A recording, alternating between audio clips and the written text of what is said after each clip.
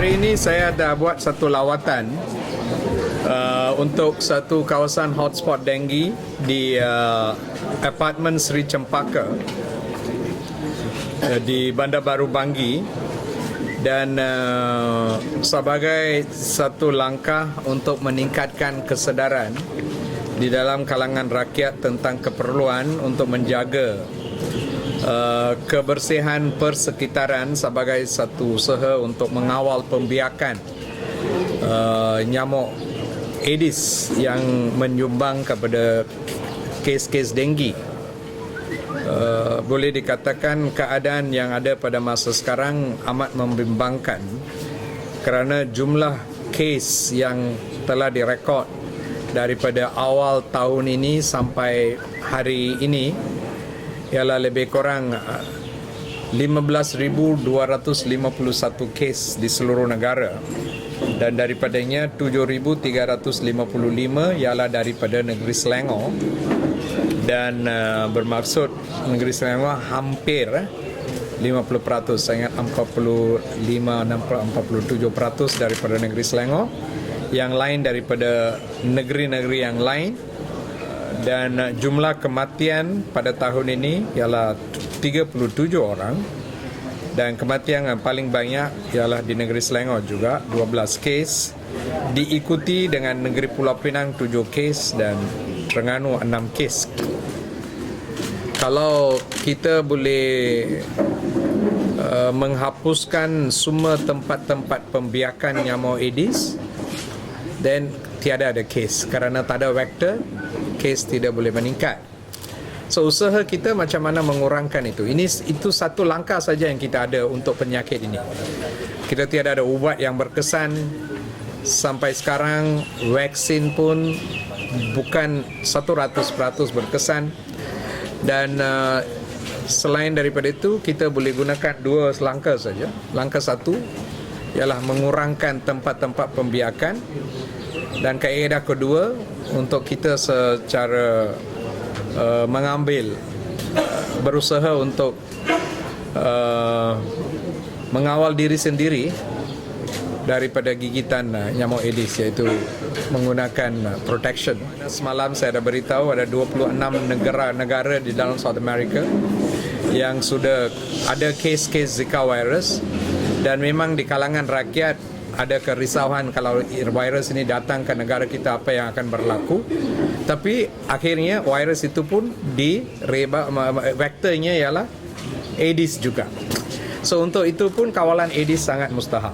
So kawalan Aedes sangat mustahak untuk mengawal denggi yang menjadi the first problem for us, and also as a method to ensure that if at all there's Zika virus in this country, it will reduce its spread. Dan saya ada minta bahawa maklumat kena dikongsi dengan semua pihak. Contohnya jumlah kes-kes yang telah dikesan, maklumat ini dikongsi dengan pihak berkuasa tempatan, majlis-majlis daerah contohnya, pihak berkuasa tempatan.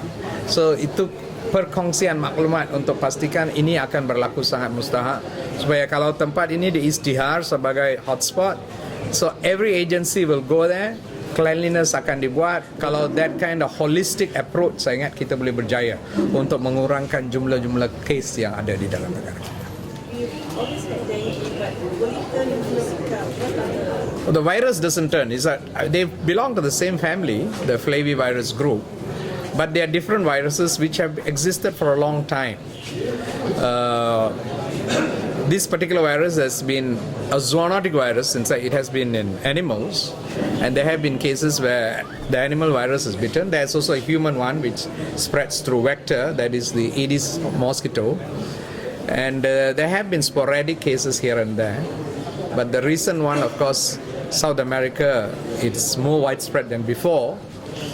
Our only concern is through travel. People bring the virus back here, then it starts spreading. That's our concern. It's because nowadays travel is so fast, so easy. So when they bring the virus, they might not know, they are asymptomatic. They come here, then bitten by our Aedes mosquito, then it will spread. Then once that process starts, then we can't control it. You see, that is our fear. So that's why we want to, whatever mechanisms which I announced yesterday and which we will be following up, is aimed at that. And when you go to the root of it, how to reduce it, control Aedes. Control Aedes. That is the root solution for that. Since you say that, Aedes, dengue fever is on the rise and all that, and are you changing or reviewing anything to tackle dengue? We are constantly doing that. For example, we are doing widespread larvicidal spraying. That means to reduce larvae. In certain areas, we have introduced over the last few months what we call outdoor residual spraying. This means these are sprays, once we spray, it stays there for about few months, 3 months, 3 to 6 months it stays there. So if the mosquito actually comes into contact, then it becomes weaker and then it dies. And we found that it's useful when we use it in high-rise apartments. So we are using that in quite a lot of high-rise apartments. And then even the larvicidal spraying, we are using two types. One is the chemical one, the Tamifos based, and the other one is using a bacillus called Bacillus thuringiensis, which is combined with various kind of formulations, so it actually can spread to wide area. So, and this we continuously update. We are also working, IMR has formulated a paint which has got this thing, but that is waiting for the pesticide board approval and subsequent commercialization so people can paint this paint, which also will give protection. So that process is continuous, trying to find newer and newer tools which can give us protection. It's not static, so we'll continue doing that, right? What are you saying about, just like you say about information sharing within all the agency and local councils? That they do meet. I think at the state level, there's a meeting, and then they have district level meetings with all the agencies sit together. But what I want them to see is how will this information translated to action on the ground? That is important. The information alone is not enough. The information should be translated to a certain kind of action on the ground, which is proactive and very focused on the issue at hand, so that can actually give us results which we want. Right? So you said the fear of spreading, from Zika to this mosquitoes. If it spreads, will it be fast or can it be controlled? What are the steps that can be? Control is Aedes control. Because if you don't do Aedes properly, and if the mosquito is a lot, and there are people with the virus around, the risk of spread is real. Is it fast or? I mean, it's as fast as dengue. The incubation period is about the same. I think it's 2 weeks. 2 weeks. So during that period, it can spread to another person, and only thing, the problems are different. Dengue can lead to a very severe, debilitating disease which can lead to death. Whereas this particular one leads to different problems, affects pregnant women, they can give birth deformed babies and can damage the nerves. So that is the outcome. So these are things which we have to take into consideration. Last year, a similar exercise in Kampung Kayara, you had said that you would want to take action, or City Council would want to clean up the area as well as they're supposed to do. Any follow-ups on that? We have given notice, advices to City Councils where we find things are lacking.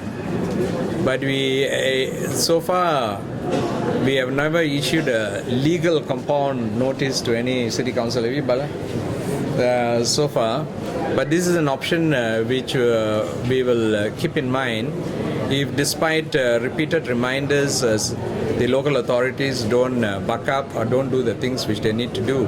But having said that, I must tell you that we saw a significant improvement in the number of activities done by some of the local councils in Selangor State after the various activities which we have done. So that actually is at that particular time to reduction or flattening in the number of cases. Yeah.